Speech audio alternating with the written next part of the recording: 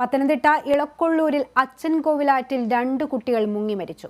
കുമ്പഴ സ്വദേശികളായ അഭിരാജ്, അഭിലാഷ് എന്നിവരാണ് മുങ്ങി മരിച്ചത്.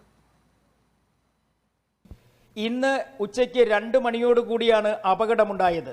അഭിരാജും അഭിലാഷും സുഹൃത്തിനൊപ്പമാണ് അപകടം നിറഞ്ഞ ഐ-ടൈപ്പ് കടവിൽ കുളിക്കാനെത്തിയത്. ആറിന് കുറുകെ നീന്തുന്നതിനിടയിൽ അഭിരാജും അഭിലാഷും ചുഴിയിൽപ്പെടുകയായിരുന്നു. കൂടെയുണ്ടായിരുന്ന കുട്ടിയെ നാട്ടുകാർ രക്ഷപ്പെടുത്തി കരയ്ക്കെത്തിച്ചു.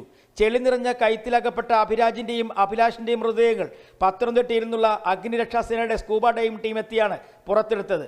സമീപത്തുണ്ടായിരുന്ന ആളുകൾ ബഹളം വച്ചതിനെ തുടർന്ന് കൂടുതൽ പേരെത്തിയെങ്കിലും അഭിരാജിനെയും അഭിലാഷിനെയും രക്ഷപ്പെടുത്തുവാൻ കഴിഞ്ഞില്ല. സ്കൂബ ഡൈവിംഗ് ടീം എത്തിയാണ് ഇരുവരെയും പുറത്തെടുത്തത്.